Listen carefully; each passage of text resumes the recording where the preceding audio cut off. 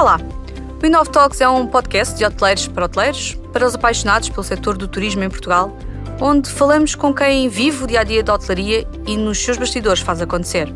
Aqui, partilhamos na primeira pessoa as suas histórias, experiências e estratégias para continuarmos juntos a fazer crescer este que é um dos principais setores económicos do nosso país. A forma como chegamos aos nossos clientes, como vendemos os nossos produtos, mudou muito ao longo dos anos, sobretudo nos últimos 2, e todos sabemos porquê. Porém, o mais importante é saber como será daqui para a frente, e para isso temos hoje connosco Ana Beatriz, CEO e fundadora da ABC Hospitality. Olá Ana, muito obrigada por estares connosco, por teres aceito o convite. Olá Zélia, muito obrigada pelo convite. Bom, não sei se concordas comigo, mas o ponto de partida para vendermos bem, para vendermos aquilo que nós costumamos dizer que é o melhor produto, ao melhor preço, ao melhor cliente ou ao cliente certo, passa muito por conhecermos bem o nosso negócio. Sem dúvida. Tocaste aí no ponto certo e é claramente algo que eu acredito bastante. O que é que temos para vender? Muitas das vezes caímos no erro do copy-paste. Eu gosto muito de falar nisto porque como é que o outro faz, o outro é que faz, como é que o outro vende e esquecemos do principal, que é olhar para dentro. Eu acho que a primeira coisa fundamental para vender bem é ter um conceito autêntico de unidade hoteleira que permita que toda a equipa o viva. Em primeiro lugar, toda a equipa. Portanto, desde o diretor até o empregado de limpezas.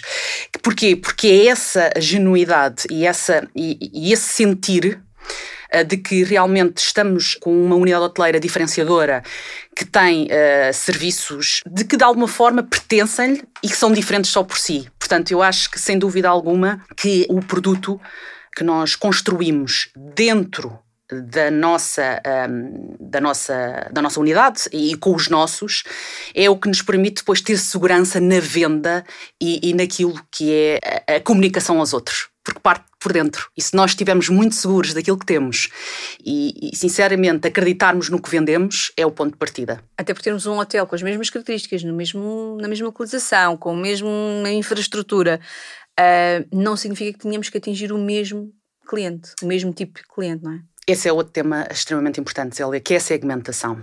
A segmentação e um bocadinho mais... Porque quando nós temos um conceito e quando nós realmente sabemos do que é que estamos a falar, sabemos qual é o nosso cliente e, portanto, refletimos, estudamos, analisamos.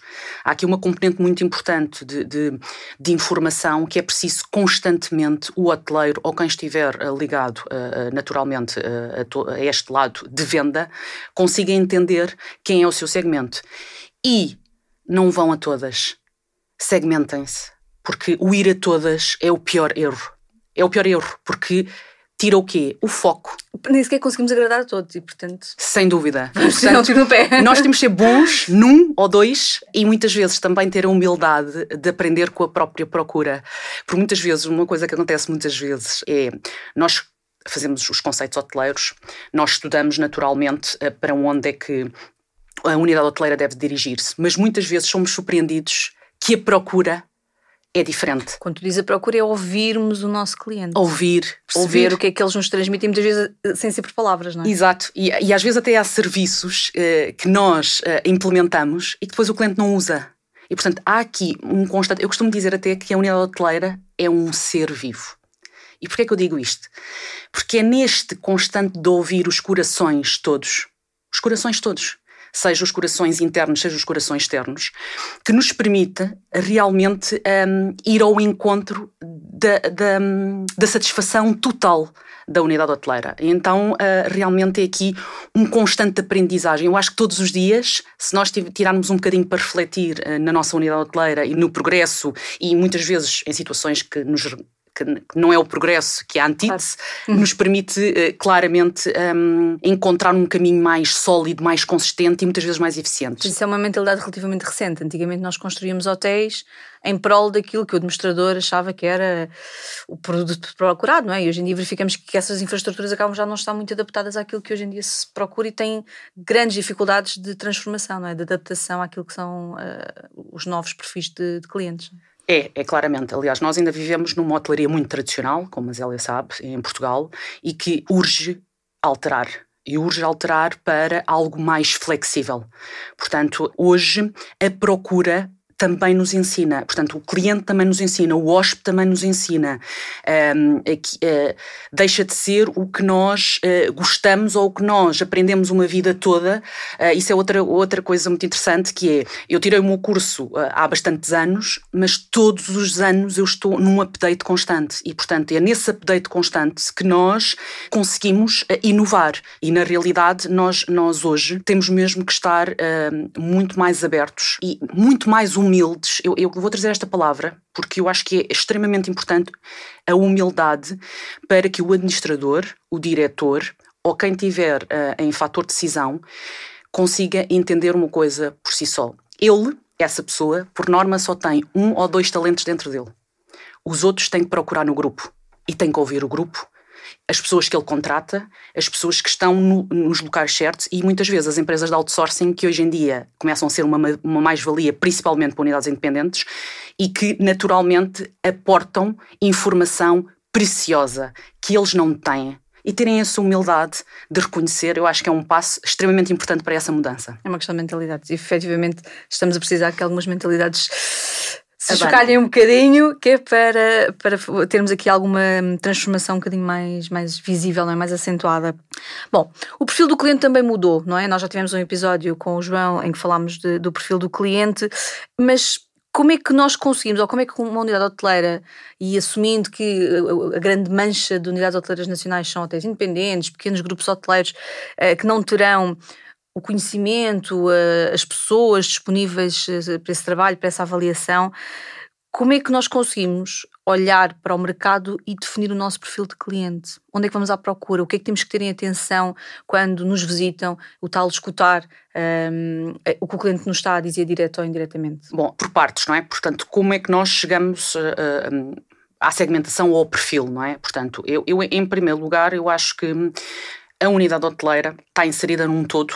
Eu costumo dizer que uma unidade hoteleira é um legado que está inserida numa comunidade, numa localização e que tem que se construir baseado nesse tal conceito hoteleiro que é o que é que esta unidade vai dar aos seus hóspedes. E, naturalmente, que ela, a própria unidade hoteleira, quando se concebe, já está-se a direcionar para determinados mercados, como digo... Deveria. Sou da opinião que deveria estar já bem talhada nos seus segmentos, de forma a que atingisse na plenitude. Como nós sabemos, a maioria da realidade hoteleira em Portugal não é assim. Portanto, faz-se unidades hoteleiras a pensar e aqui muito diretamente, nos gostos próprios, muitas vezes, dos administradores e dos investidores, e não se faz o trabalho cuidadoso que é necessário. Quantos projetos nós apanhamos de construção de hotéis em que a direção só é recrutada depois de estar construído? E, portanto... Essa é uma falha enorme. Aliás, isso, por exemplo, a ABC Hospitality vem comatar porque nós entendemos que nós devemos estar no início. E vou-lhe dizer, quando eu digo o início, é no momento em que o cliente decide quer fazer uma unidade hoteleira, porque é fundamental a condução de grupos de trabalho que permitem realmente, quando o hotel está a ser construído, até o detalhe de iluminação dentro do quarto, ser direcionado e como direcionado e como é que deve ser feito, até porque nós vendemos em primeira instância uma boa noite de dormir. É o primeiro serviço que nós vendemos.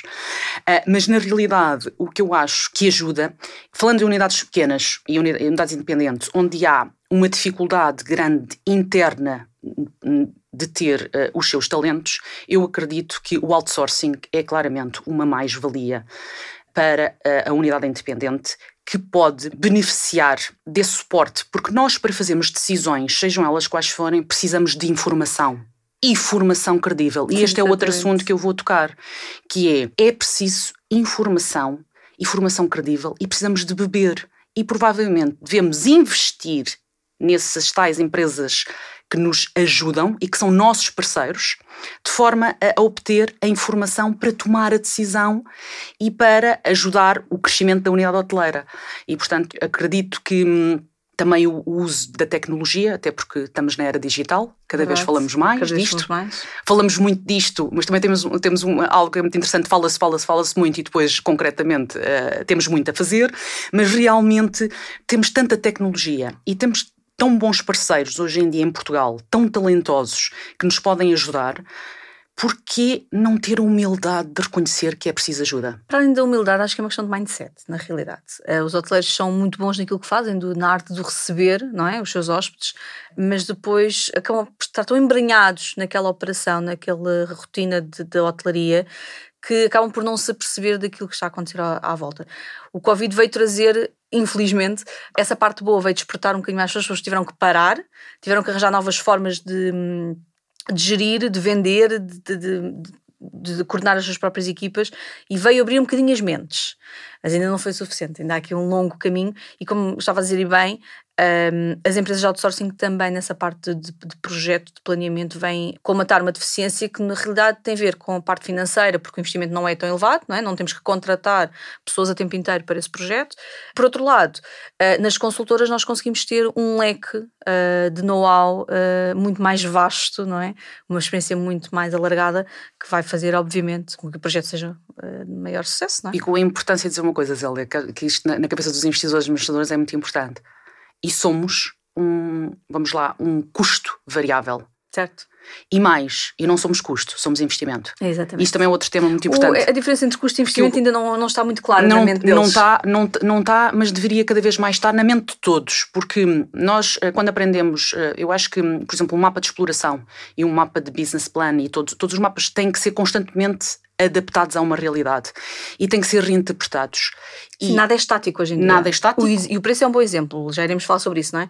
O preço é o maior exemplo. E nada é estático. Nada é estático. Portanto, a gestão também não pode ser estática. Sim, exato. E é importante fazer a diferença de, se eu contratar este talento, que investimento é que eu estou a fazer e que valor é que eu vou retirar desse investimento. É por aí que nós devemos analisar, e não sendo um custo, é mais um custo no mapa de exploração, não. Reinventem também o mapa de exploração. Eu costumo dar um exemplo que nada tem a ver com isto, mas há uns anos, quando passei por uns projetos na Samsung, conheci melhor as soluções de sinalética digital e aquilo que são as folhinhas das excursões e todos os serviços complementares que existem no hotel, antigamente estavam em placares de cortiça, não é? E houve aqui uma tentativa de digitalização e de passagem dessa informação para ecrãs digitais. Obviamente que a solução é caríssima, os ecrãs, a solução que está por trás de gestão. Contudo, porém, se nós olharmos para aquilo como um investimento e conseguimos rentabilizar e vender espaços de publicidade, e se for dinâmico e conseguimos desenvolver e promover o produto interno, sei lá, costumo dar o exemplo ridículo de aparecer uma imagem do chefe a cortar o peixe que foi comprar à lota hoje de manhã, de certeza que o meu restaurante vai ter muito mais clientes do que se tivesse lá uma folhinha só a dizer que há um jantar de qualquer coisa. E, portanto, é um bocadinho esta a filosofia, é passarmos isto para todo o resto.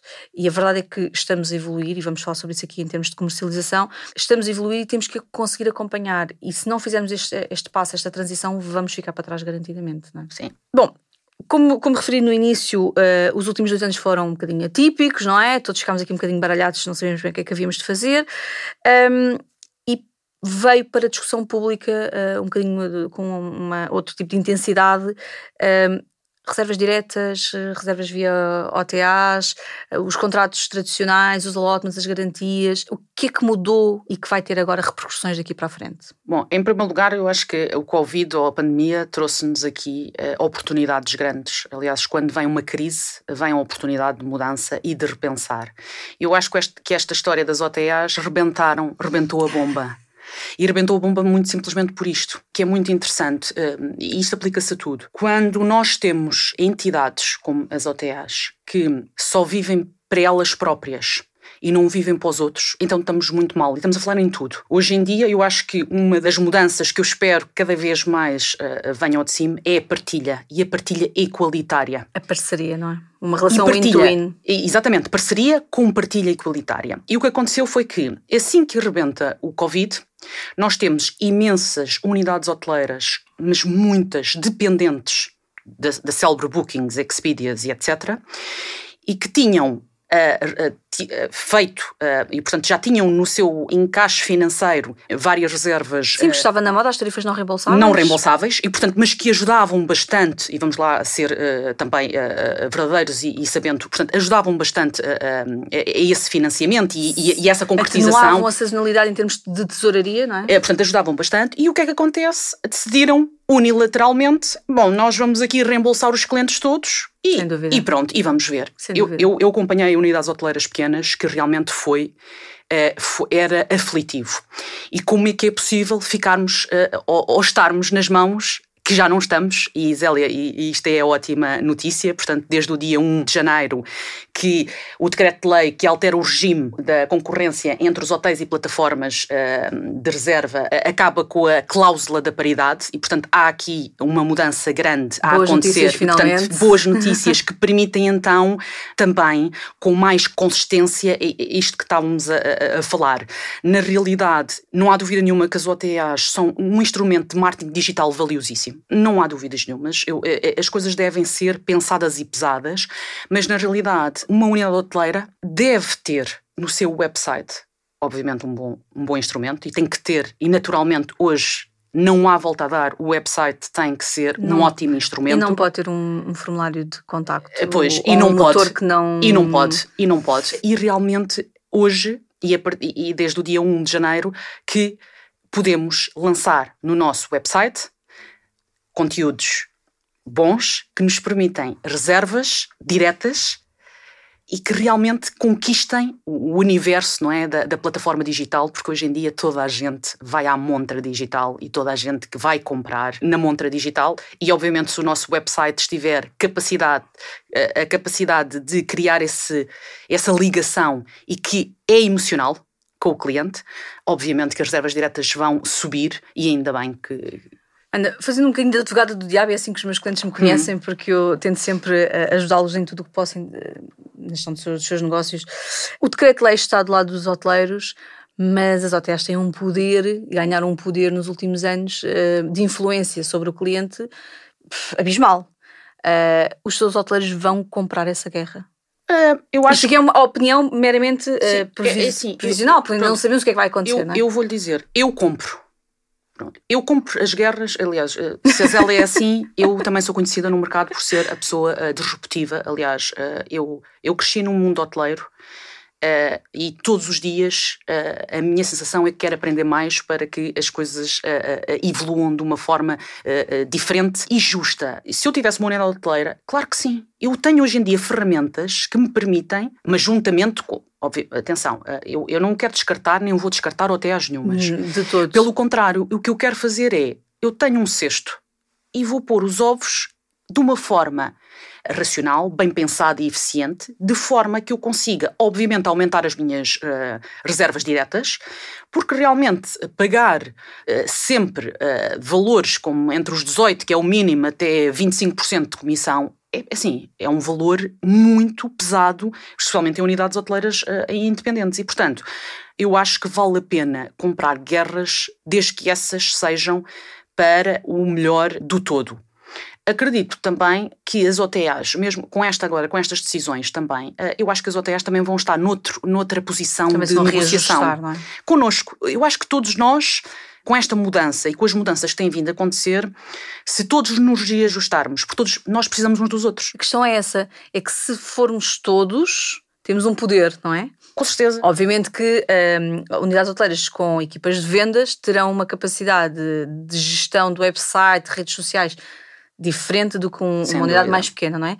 E o meu receio, se é que eu posso dizer desta forma, é que as pessoas tenham medo de perder os tais 80%, 90% que as OTAs representam na sua faturação por serem penalizados em termos de posicionamento de página, não é? Na pesquisa do cliente e que isto venha a ter repercussões financeiras bastante negativas. Eu acho que vai haver este receio por parte das unidades hoteleiras e acho que voluntariamente vão continuar a garantir a paridade de preços, até porque sabem que as OTAs têm mecanismos para identificar rapidamente quando há preços diferentes. Portanto, acho que vai haver aqui algum receio. Por outro lado, concordo plenamente, há que medir e termos os nossos ovos divididos para que quando não esteja a correr tão bem, os outros possam ter ali alguma sustentabilidade.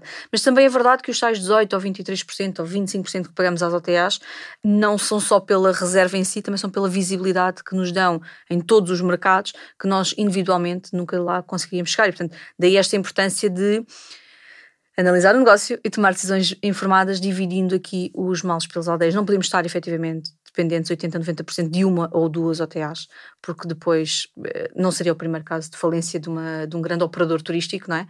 Portanto, pode perfeitamente acontecer com uma OTA, das que agora estão com maior influência, e, portanto, tudo isto tem que ser bem pensado. E o resumo deste meu discurso é justamente a tomada de decisão consciente, não é? E, portanto, se não tem... Sim, mas ela já agora falar aqui de um assunto que é muito importante. Medo.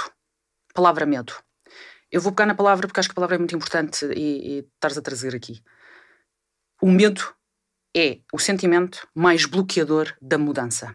E, portanto, se continuarmos todos no sentimento do medo, do não poder arriscar, do não poder pensar o seu negócio, sim, eu acredito que haja imensas unidades hoteleiras que estão dependentes, mas também nós estávamos no Covid dependentes de uma data de coisas, como por exemplo as unidades hoteleiras estavam dependentes de eventos, há unidades hoteleiras para mais que estavam dependentes de eventos e tiveram que se reinventar, certo ou não? Corretíssimo. Então, isto, mais uma vez, vamos todos repensar o seu negócio.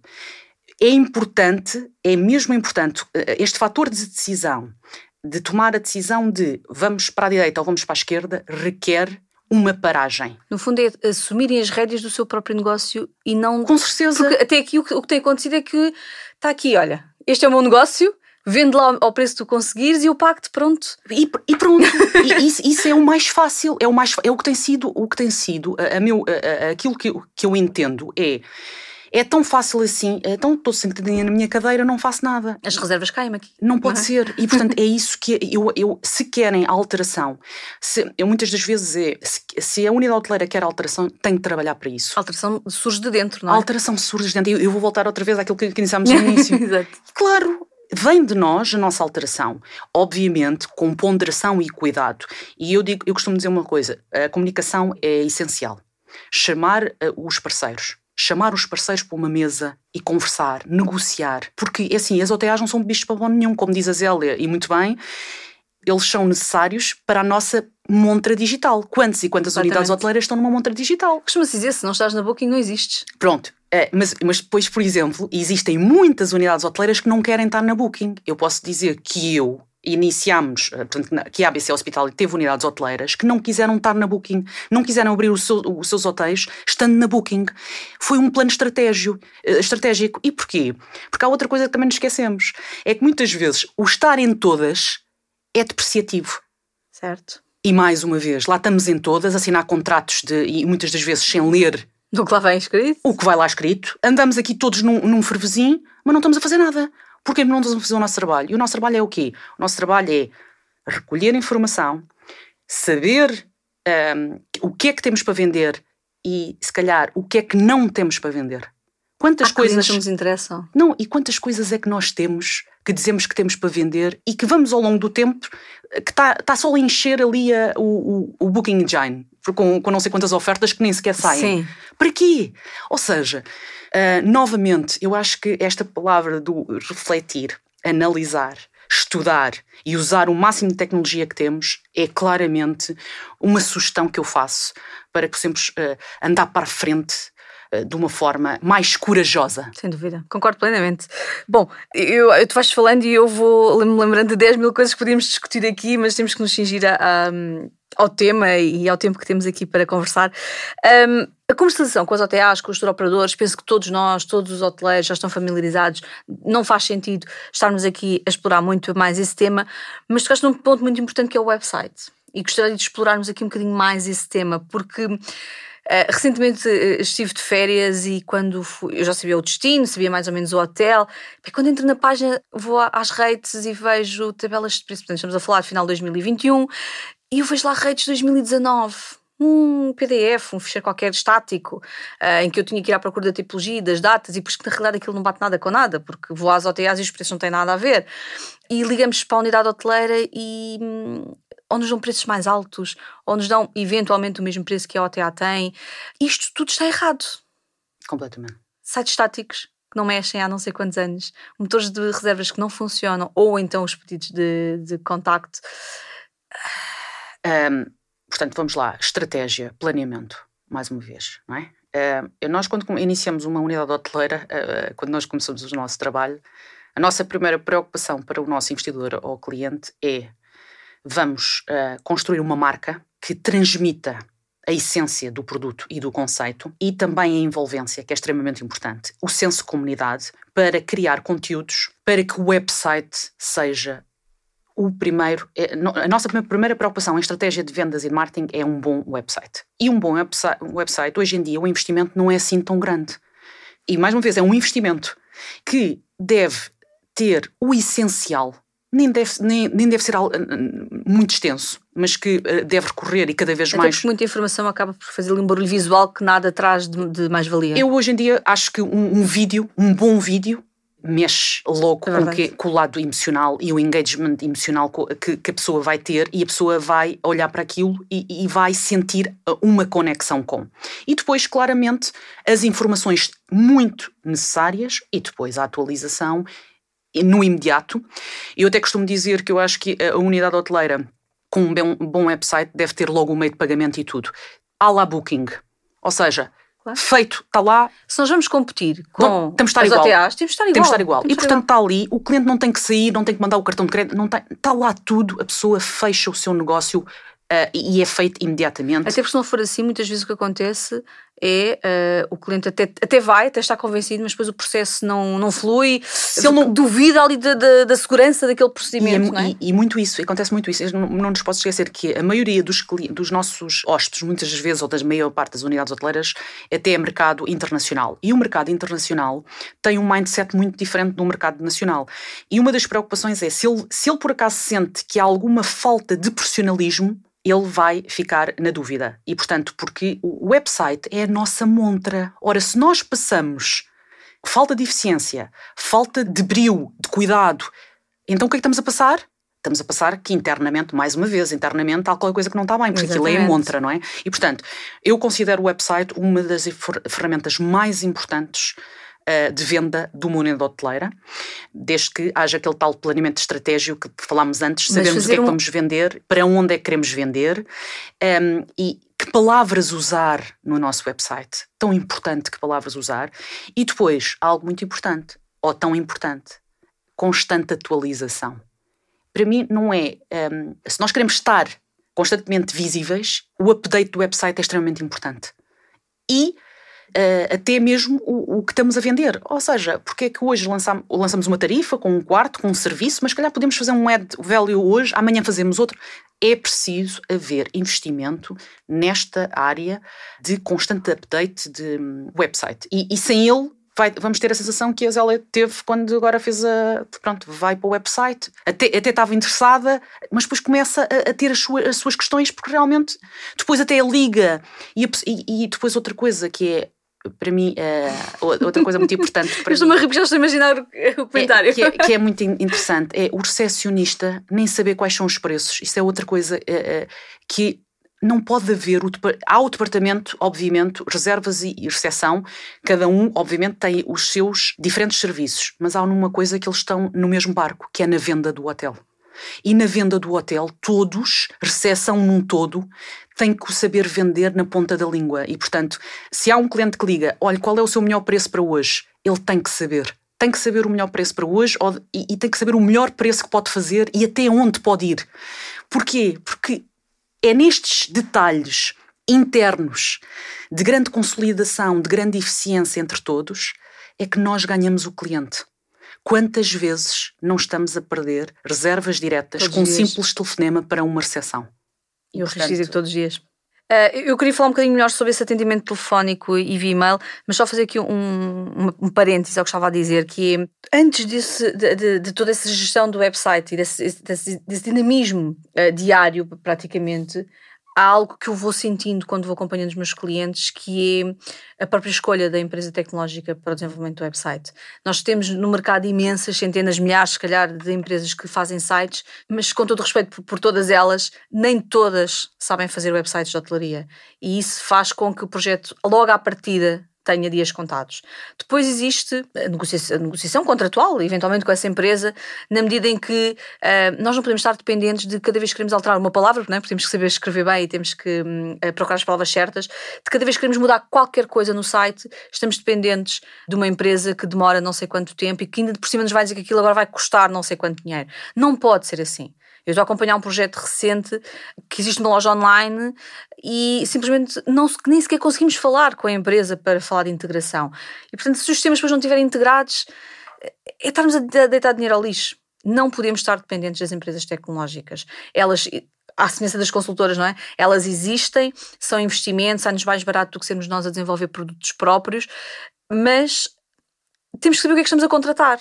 E sites obsoletos, porque tudo vai mudando com muita rapidez e nós temos que ter esse dinamismo também para acompanhar. Não adianta escolhermos só o mais barato, não adianta escolhermos só o mais bonito.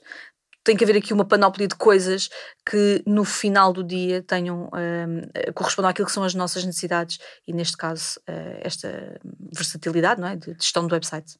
Para nós é condição sine qua non ter o parceiro certo e experiente no website. Nós não... acontece muito, a grande maioria dos nossos clientes têm sido investidores estrangeiros que não conhecem Portugal e não conhecem os seus parceiros, e temos outros que muitas vezes conhecem e que querem ir pelo mais barato. E para nós, aliás, eu costumo dizer, quando contratam um consultor, deixem trabalhar. Exatamente. E deixem-nos trabalhar, porque nós somos especialistas numa área, somos nós que devemos guiar as pessoas. E, portanto, consideramos importantíssimo uma empresa que seja especialista em vender quartos de hotel, que seja especialista em vender refeições, que seja especialista em vender, ou seja, que saiba como vender uma unidade hoteleira. Temos alguns, e muito bons em Portugal, e são esses que devem ser os escolhidos. Porque é muito fácil ir a uma empresa de comunicação, ou ir, mas esta empresa também faz um website, mas este também faz um website. Mas olha, o que me interessa até nem é o website, o que me interessa é a eficiência da reserva. Exatamente. É o motor de reserva, é o booking, é tudo. E depois, naturalmente, há empresas muito boas que dão formação e que depois dão formação à sua equipa e depois estão lá como suporte, e são essas empresas que devem ser contratadas porque dão suporte, mas que dão as ferramentas todas necessárias para a pessoa. Mas qual é o grande problema depois nas unidades hoteleiras? A rotação. Não. A rotação, mas é a rotação também, mas não só a rotação. Quantas pessoas pegam na formação e vão realmente aos websites fazer as alterações? Não, claro que não. Não vão. Claro que não. Isso é a mesma coisa. É outra coisa que acontece em muitas unidades hoteleiras têm bons websites, têm todas as condições para o fazer, mas depois não usam aquilo que lhes foi dado, a formação que lhes foi dada não é usada. Quantas e quantas vezes não é usada? E depois telefonam para as entidades dos websites a fazerem perguntas. Que é preciso ter muita paciência também para aturar, uma vez que não se dignam sequer a ler ou a voltar aos seus apontamentos que foram tomados na altura para constantemente haver um update do website. Sim. Isso acontece com toda a tecnologia dentro da unidade hoteleira. Com muita tecnologia, porque eu acredito que muitas das ferramentas dentro de uma unidade hoteleira se calhar são usadas em 20%. Até menos. 20% do seu uso no tal, se calhar são usadas 20%. E pior que é, depois ainda existe o sentimento de frustração porque acham que têm uma tecnologia que não faz aquilo que deveria fazer. Pois. E faz. É preciso empenhar-se. Lá está, mais uma vez, é preciso nós entrarmos e entrarmos e usarmos as coisas. E quantas vezes estamos parados? Não temos clientes para servir, mas estamos ali parados. Existe um Facebook, um Instagram, uma coisa para fazer. Temos várias coisas, até podemos mexer, até podemos ver se o PMS por acaso não tem uma nova funcionalidade. Ou seja, todo este lado de curiosidade é necessário estar impregnado no ser humano, que ajude aqui uma proatividade. Sabes que eu dou cadeiras na Universidade de Tecnologia, aplicada à hotelaria e à restauração, e muito mais do que digo-lhes isto muitas vezes. Não me interessa se vocês vão trabalhar com o software A ou B. Interessa que vocês não se conformem com aquilo que estão a ver e que explorem mais e que questionem e que façam com que esse software corresponda àquilo que são as vossas necessidades. E hoje em dia os softwares fazem tudo, seja website, seja outro tipo de software qualquer, e portanto acho que está a haver aqui uma perda de oportunidade, porque às vezes até compram, até pagam, mas depois não utilizam, são os tais 20% que estavas a dizer e que no fundo é um desperdício. Bom, voltando aqui à questão do atendimento telefónico e e-mail, eu acho que isto é muito importante porque eu sinto isto, quando o cliente liga para a recepção, como estavas a dizer, e muito bem, o recepcionista parece que não sabe o que é que está a fazer e perdem-se ali muitas vendas. De uma forma assim muito sucinta, muito rápida, o que poderiam ser dicas para os gestores das unidades hoteleiras coisas que eles deviam ter atenção e que podem facilmente, porque isto não requer investimento, não é? Não requer que... Acho que é só uma questão de mudança de processos ou de mindset. O que é que eles podem fazer para converter mais reservas diretas? Temos aqui sempre uma situação delicada. E qual é a situação delicada? Os hotéis independentes muitas vezes contam com um recepcionista por turno. Isto é uma decisão que tem que ser revista. Mais uma vez, ver e estudar investimento/custo. Será que não vale a pena ter mais uma pessoa ou não? Quantas reservas estou a perder pelo simples facto do recepcionista ser obrigado a fazer o seguinte?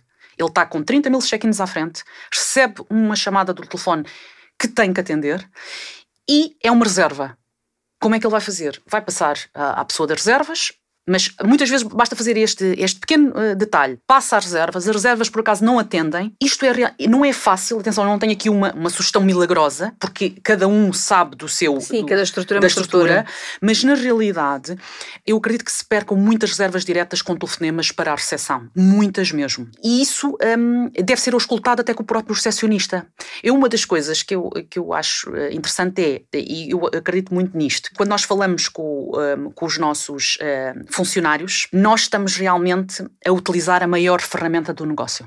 Porque o recepcionista ser ouvido semanalmente, ou a equipa da recepção ser ouvida semanalmente, que é um ponto crucial de qualquer unidade hoteleira, Sim, sem é dúvida. o ponto crucial. Ouvir para perceber quantas chamadas telefónicas, mas com honestidade, não a medo, porque se for a medo, se for a forma como deve fazer é de uma forma... Sim, não dá a sensação que estamos a controlar o trabalho deles, não estamos a querer pedir-lhes opinião e porque, por exemplo, se for realmente uma recepção que tem um nível de telefonemas constante para algo, se calhar tem que ser repensado em alguns turnos a presença de mais uma pessoa que permita então um cuidado maior no atendimento ao cliente, porque vai ser cada vez mais importante. Eu sei que o digital é muito importante e vai ajudar muito, mas eu também acredito muito numa coisa: o personalizado. Sim, o cliente continua a querer contato. Tem que continuar, até porque eu vou dizer uma coisa, e somos muito criticados lá fora por isto. Os hotéis de 5 estrelas em Portugal têm que ser mesmo 5 estrelas. E 5 estrelas é serviço. E serviço é o recepcionista saber, não tem de ter tudo, mas terá de saber qual é o valor que pode vender o quarto agora, aqui e agora, que permita essa interação. Não é um recepcionista, é uma pessoa já multi-skills. Eu acho que o recepcionista... RP... o recepcionista realmente... Eu fiz recepção durante muito tempo, em unidades pequenas. Então, aliás, eu passei para as secções todas, Zélia. Então, eu conheço o sentimento. Um recepcionista e a recepção... Não vou, porque estamos a falar nas vendas, ok? Exatamente. Estamos sempre a falar nas vendas e é nesse... Não estamos a descurar os outros departamentos. Não estamos a descurar os outros departamentos, porque eu não descoro nenhum, pelo contrário. Mas o recepcionista é uma chave para tanta coisa. O recepcionista pode vender mesmo o hotel. E pode vender um evento no hotel. E pode vender... Ou seja, é realmente aqui é preciso repensar e motivar financeiramente também. E vou entrar aqui numa área que é importante, porque esse lado do atendimento, e-mail/recepção, é importante que as pessoas estejam motivadas. E para isso existem valores variáveis que permitiriam, provavelmente, termos muitas surpresas no nosso revenue e diretas. E, portanto, eu acredito que há aqui uma atenção a dar a este departamento de reservas e recepção. É um departamento que deve ser pensado de uma forma conjunta. Muitas vezes os colaboradores nem se veem, nem estão coordenados, nem nada, quando é claramente dois departamentos que deviam estar quase em sintonia. E não existe isso muito. Existe o departamento, isto é o departamento de reservas, eu vou passar ao departamento de reservas. Pronto. E muitas vezes o recepcionista até nem está com ninguém à frente. Até podia auxiliar logo, olha, mas diga-me lá, é uma reserva para hoje? Se for uma reserva para aqui, daqui a 15 dias, aí talvez. Certo. Mas se for uma reserva para hoje, porque é que o recepcionista não atende o telefone e não faz logo a venda imediata e passa para depois um departamento que se calhar está com outro atendimento? Zélia, que a mudança está nesse departamento? É aí que nós devemos nos focar no futuro próximo, de imediato, na realidade. e focar-nos naquilo que é a informação, a forma de atendimento, os conteúdos, os produtos complementares. Portanto, nós não podemos vender já só quartos, nós temos que vender uma experiência, temos que vender um leque de produtos. E isso é diferente de nós vendermos diretamente do que vendermos nos hotéis, até porque muitos hotéis não nos permitem colocar uma série de complementos. Achas que é este o futuro? É a recepção, é o departamento de reservas com uma camada de serviço em cima daquilo que é a diária, que é comercializada? Olha, 3 notas sobre isso. Para mudança no futuro, é preciso que os superiores mudem o mindset. Essa é a primeira mudança que tem que acontecer. Poderemos fazer as mudanças todas nos departamentos. Se os mindsets dos diretores, administradores continuarem os mesmos, nada muda. Primeira nota. Segunda nota. Acredito que para uma melhor comercialização de uma unidade hoteleira, de venda de quartos, acredito que a união de 2 departamentos que naturalmente têm os seus, as suas tarefas principais, mas que complementando-se podem claramente ser uma forma de conseguir rentabilizar e de vender mais e melhor. Terceira nota que queria dizer, existem muitas unidades hoteleiras em que só se devia vender quartos. Isso é um tema que eu queria dizer.